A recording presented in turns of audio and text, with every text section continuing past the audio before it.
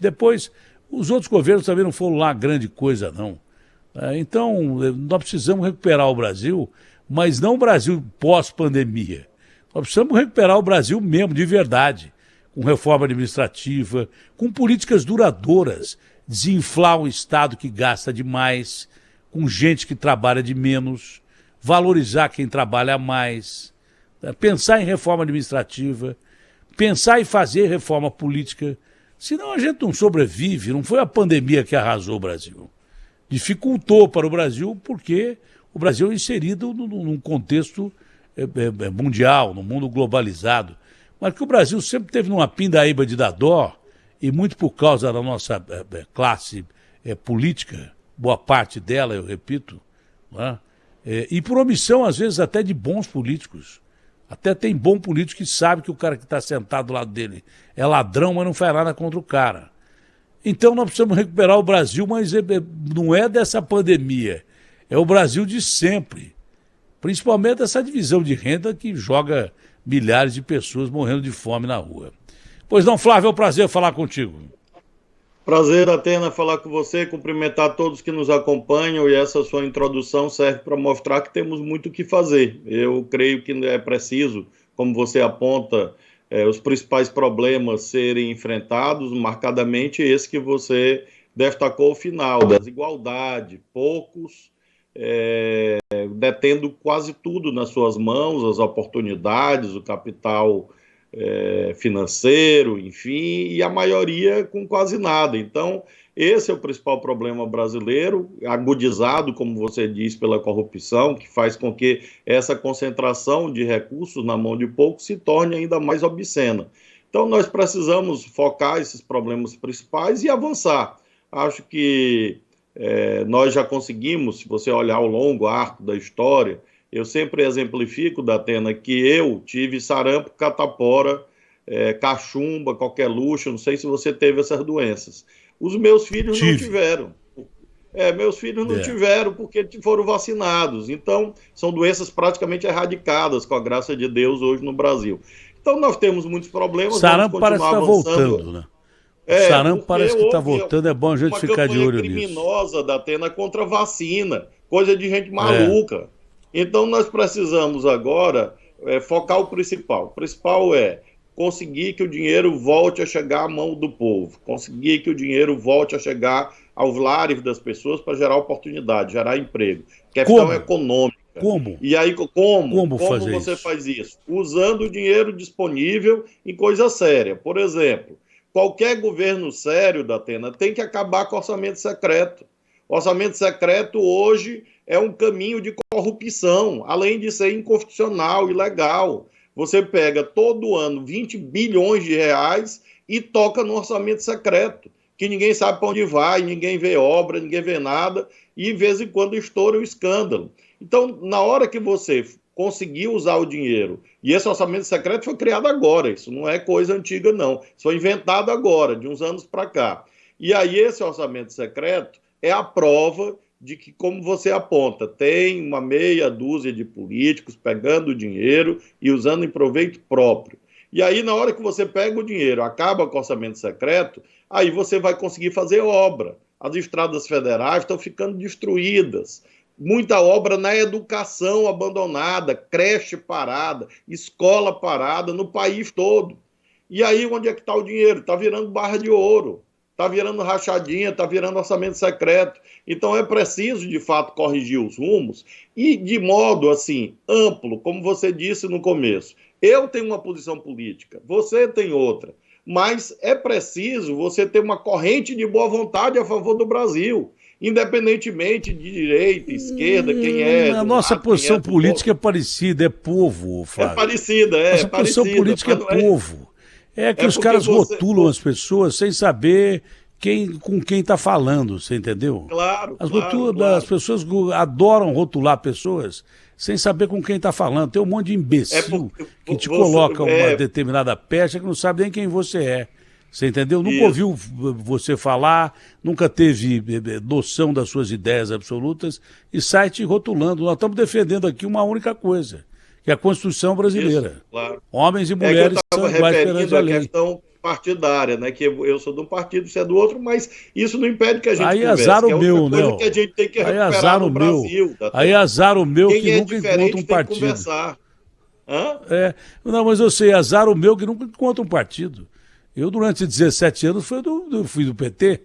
Durante 17 anos, não tive participação político-partidária, porque eu fui filiado e não tive participação político-partidária, mas durante 17 anos eu pertencia aos quadros do PT. Eu não pratiquei política durante esses 17 anos, mas fui do PT. Agora, porque eu sou do PT, porque eu fui do PT 17 anos, eu penso como os petistas?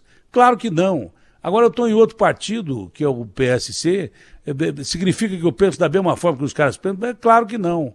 Eu tenho uma linha na minha vida. Eu penso o povo brasileiro. E acho que o meu ponto de defesa do povo brasileiro, onde eu estou, da imprensa, eu tenho uma capacidade muito maior de defender o povo brasileiro do que em qualquer posição política. Mas aviso aos navegantes aí, eu ainda não desisti de política, não. Vocês podem ficar com o cabelo em pé, que eu quero tirar muito vagabundo que poderia ficar com o meu cargo. Eu não vou jogar um capital político que parece que eu tenho. Se o povo continuar com esse capital político, um dia eu posso ser candidato mesmo.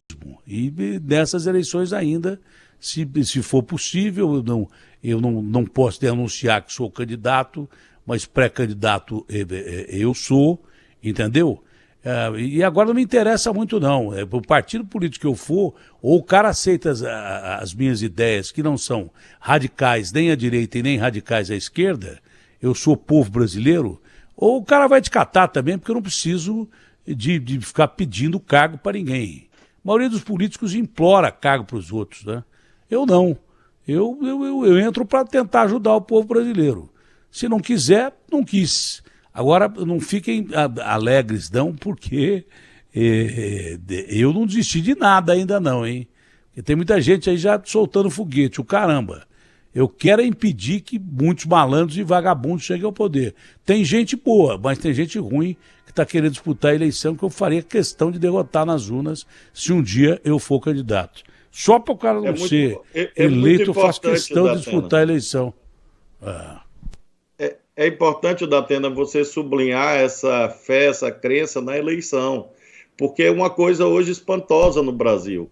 Primeiro, que as pessoas... que fé na democracia. Nós temos que pensar em democracia. Na democracia. E aí é preciso que uma pessoa como você, que tem uma grande influência, reafirme isso, porque isso virou, de repente, um debate. Porque o Supremo pode julgar certo, pode julgar errado. Pode, claro, todas as pessoas são sujeitas a erros e falhas. Porém, no sistema democrático, no sistema que é regido por esse livrinho aqui, ó, eu tenho aqui porque eu dou aula de direito, tá aqui, a Constituição. Então, no sistema regido por esse livrinho, o que acontece? Se o Poder Judiciário decide uma coisa, você não pode rasgar no dia seguinte. Você não pode achincalhar um juiz, por quê? Você, Datena, com a sua experiência e os ouvintes nos acompanhando. Imagina um árbitro de futebol que tem medo de apanhar da torcida. Ora, ele não vai conseguir, ou do outro time, ele não vai conseguir desempenhar bem a sua função. Então, se você agride o ministro do Supremo, você está agredindo a sociedade. Quer você goste, quer você não goste, ele é o ministro Supremo, ele é uma autoridade investida pela Constituição e pela lei. Aí, na hora que vira essa bagunça, essa balbúrdia, aí, de repente, começa a se discutir, vai ter eleição? O resultado vai ser respeitado? Nós não podemos aceitar esse retrocesso no Brasil. Eu não acredito em golpe. Eu não acredito em golpe, isso é bobagem. Nem eu, mas é importante. Isso não existe, isso é balela, não vai ter golpe. Isso já é grave. Mas ontem o Ciro fez uma colocação aqui também. Quando o Supremo vai e decide pela prisão em segunda instância, e depois rasga a prisão em segunda instância, também está rasgando a Constituição. Quando um monte de gente é anistiada aí porque o Moro fez um julgamento ruim, não foi só o Lula. Eu não estou dizendo que o Lula é inocente, mas o julgamento do Lula foi altamente suspeito, porque o Moro logo depois aceitou um cargo lá com o Bolsonaro, depois foi defender o Odebrecht lá na frente e tal. Eu não vou ficar falando desse Moro, eu não quero perder muito tempo com ele, não. Mas o Supremo também voltou atrás em decisões que tinham virado Constituição. A prisão em segunda instância era um um estamento burocrático absolutamente necessário para que o país seguisse o regimento que a maioria dos 193 países do mundo segue. Tem país que julga em primeira instância, dependendo do crime do cara, o cara vai para a cadeia. Em segunda instância, então, fundamental. Aí o Supremo admite a segunda instância e, para soltar o Lula, rasga a segunda instância e joga fora. Então, o sistema judiciário, o qual eu respeito pra caramba, aliás, qualquer dos poderes, né, Flávio? Não pode ter desequilíbrio entre executivo, legislativo e judiciário. Não pode ter. O papel das Forças Armadas, ele é de Estado, não é político, também não pode ter essa interferência. Esse é meu ponto de vista constitucional e democrata, entendeu? Mas nós não precisamos ficar brincando de um poder investir contra o outro a todo momento. Isso não dá certo. Não vai dar certo. A gente tem que falar em eleições, parar com essa balela de golpe, porque não vai ter golpe coisa nenhuma. O núcleo duro das Forças Armadas, que a gente respeita muito, com certeza não pensa em golpe, entendeu? Um ou outro pode falar em golpe, mas as Forças Armadas mudaram muito. Eu respeito as Forças Armadas como ação de Estado e não política. Não interessa quem seja o presidente, as Forças Armadas têm que estar lá presentes para isso. Surgem discussões que às vezes são acirradas de um lado e de outro. O Ciro meteu o pau no presidente Jair Bolsonaro ontem aqui. Desceu o cacete no presidente Jair Bolsonaro. Mas sem atacar a instituição do Supremo, ele apontou falhas divergentes de decisões tomadas por alguns senhores ministros. É bom a gente parar com tudo isso e falar em democracia e falar em eleição. Esse é o grande detalhe. E não ficar poder interferindo em poder. Não pode. Isso não pode ter, porque senão você fere a democracia. De qualquer lado. Agora, precisa parar com essa história de golpe toda hora, não. Precisa parar com essa história de golpe toda hora. Já encheu o saco. Você não pode fazer um indulto, é ilegal, é inconstitucional, para rasgar uma decisão do Supremo de 10-1. Está errado. Isso é um poder invadir o outro. E é inconstitucional, ilegal, não cumpriu a lei. Lei 7.210 de 84, Lei de Execução Penal. É o que eu digo, o Supremo, claro que erra. Óbvio, qualquer ser humano erra. Jesus Cristo disse que nunca errou, que atire a primeira pedra. Agora, você vai agredir, vai desrespeitar, vai ameaçar matar, vai ameaçar invadir a casa do outro. Você pode criticar? Pode e deve. A democracia é o regime da verdadeira liberdade de expressão. Liberdade de expressão vai até um determinado momento, né? Liberdade de expressão não existe para cometer crime. Liberdade de expressão não protege criminoso. E foi isso que o Supremo disse. Então, nós precisamos olhar as questões, conversar, dialogar, e acho que esse teu programa, Datena, é de grande valor. Eu não sei o caminho que você vai tomar aí, como você ficou brincando aí ao longo da entrevista, tem tempo até as convenções, mas, de todo modo, eu quero homenagear o teu programa por ser um espaço democrático. As pessoas que estão nos ouvindo, e são milhares de pessoas, centenas de milhares, quiçá milhões de pessoas, sabem que eu tenho uma posição crítica ao atual governo federal e você está me entrevistando, a gente está conversando, concordando umas coisas, discordando noutra. Esse é o Brasil que a gente quer, o Brasil em que, de fato, aqui as pessoas todo mundo fala e fala o que quer. Né? Se respeitem. E não pode ser esse negócio de agressão o tempo inteiro. Não, pelo contrário, é gozado isso aqui, que quando eu entrevisto um cara à esquerda, eu sou comunista. Quando eu entrevisto um cara à direita, eu sou reacionário. É interessante. Mas é gozado que todo mundo fala aqui e fala o que quer. Fala o que pensa. Acabou. O Johnny até me disse o seguinte, falou assim, Datena, durante esse período aí que você está decidindo o que você vai fazer da vida, faz entrevista, pergunta e para de dar opinião. É difícil você não dar opinião, mas tem opiniões com as quais eu concordo que eu sou obrigado a falar. Tem algumas que eu não concordo que eu sou obrigado a falar. O Ciro ontem, se você ver a reportagem do Ciro ontem aqui, quem estava ouvindo da direita deve ter me destroçado em rede social, porque eu também não vejo rede social. Não que eu não dê importância, eu acho que tem gente inteligente pra caramba em rede social. Tem um engenheiro, por exemplo, que vai falar de um prédio que caiu, entende mais que você. De uma ponte que caiu, entende mais que você. Um cara que vai falar sobre operação de coração na internet, tem muitos médicos, entende mais do que você, que eu não entendo nada de operar um coração, entendeu? Então tem pessoas que são claramente aceitáveis e essas pessoas têm que ser respeitadas. Mas tem uns canalhas covardes que se escondem atrás de IPs de internet, atacando a vida das pessoas, passando do que você falou é o limite da liberdade de expressão e são criminosos mesmo e têm que ser punidos. A gente, quando faz alguma coisa em qualquer meio de comunicação, você paga por isso, criminal e civilmente. Assim deve ser com a internet. Liberdade de expressão não é zona de expressão. Eu acho que é assim que tem que ser. As pessoas têm liberdade de se expressar, mas desde que não fira a família de alguém, que não ameace de morte as pessoas, covardemente, que a maioria ameaça de morte e não cumpre. Bandido que quer matar, e tem muito bandido que se faz passar por bandido, mas na verdade, sujeito covarde, né? Quem ameaça não mata. O cara já mata de uma vez, mas a ameaça é uma coisa vil. É pior do que a morte, porque fica a família de uma pessoa inteira sob julgo de poder acontecer alguma coisa durante 24 horas por dia. Isso é covarde, isso é canalha. Mas, Flávio, você acredita em eleições? Porque a gente tinha passado aquele 7 de setembro, que foi um marco, né? Tá bom, o Bolsonaro agora vai ficar quieto, o Lula também já não está falando muita coisa, e vamos ter umas eleições naturalmente democráticas. Agora a coisa começou a pegar de novo e acho que vai pegar mais.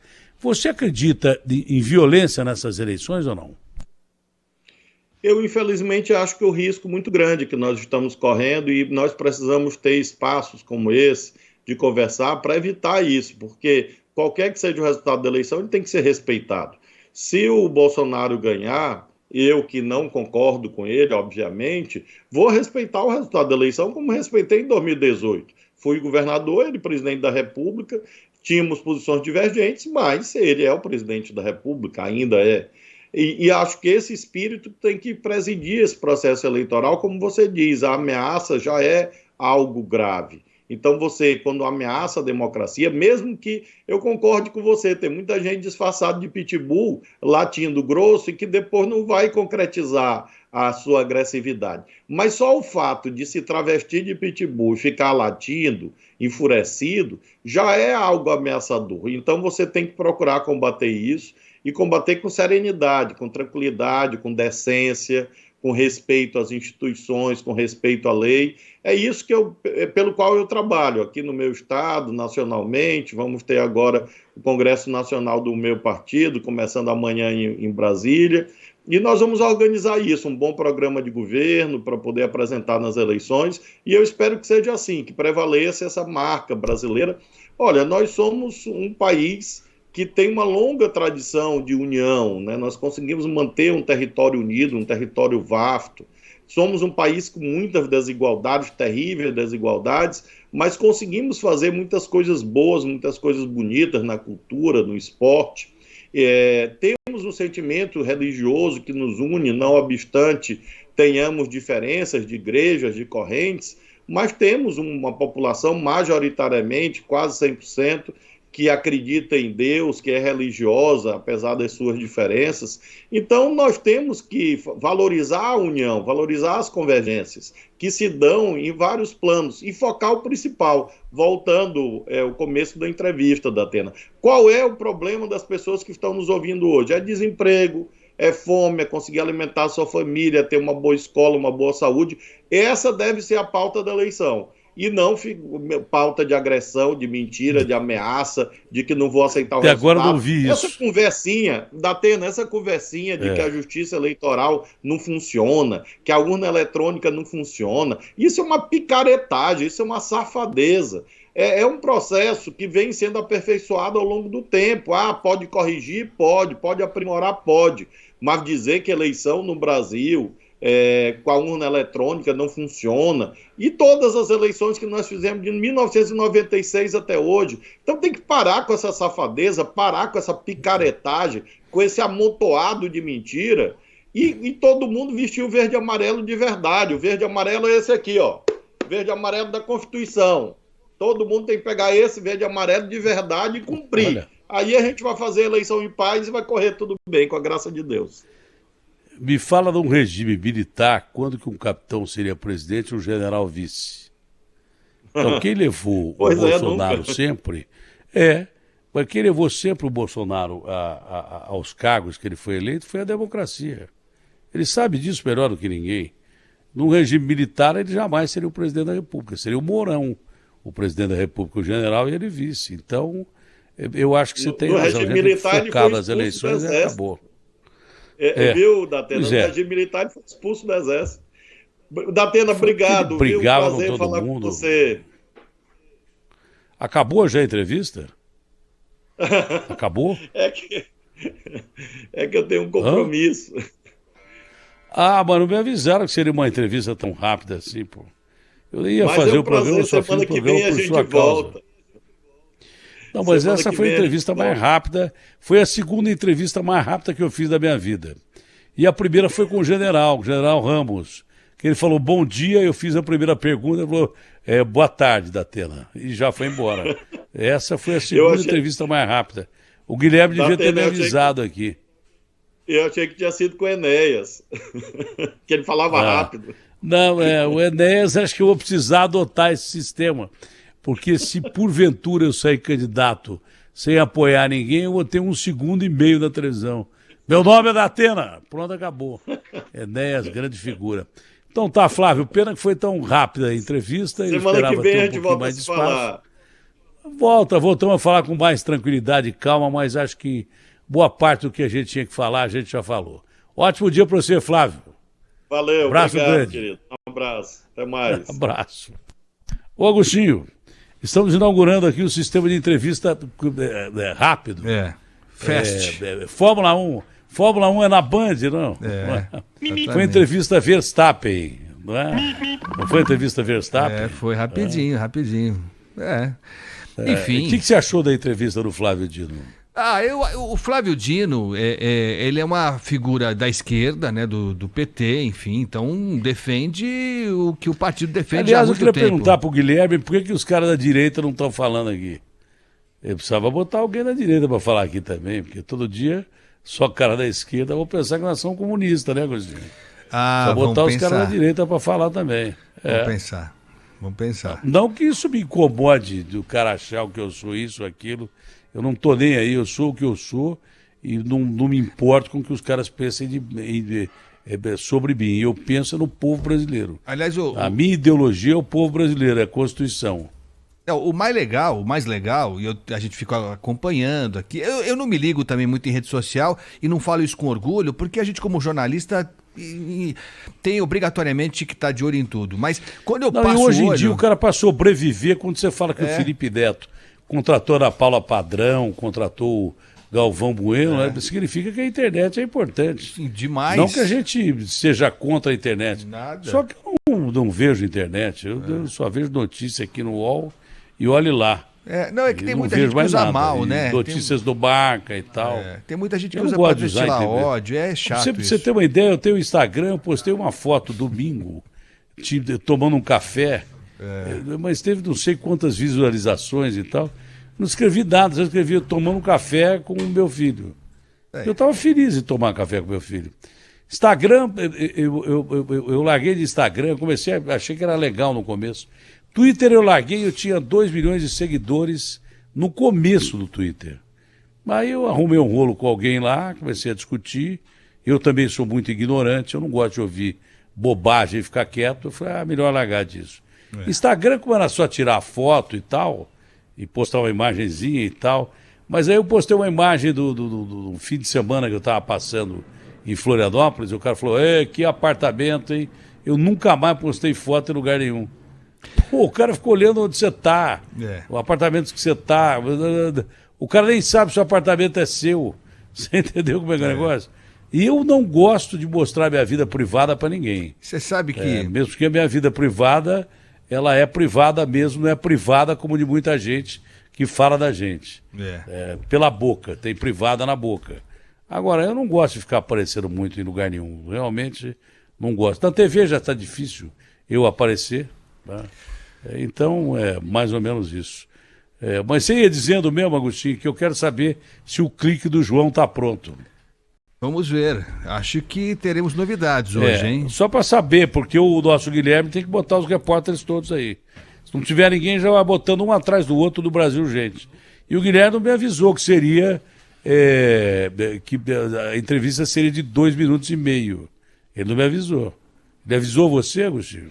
Não avisou. A mim não avisou. Ô, Guilherme, alguém falou pra você que ia ser rápida assim a entrevista? Não, essa entrevista meteórica também eu não tava ciente não, Datena. Será que o Flávio não gostou da entrevista e cortou a entrevista?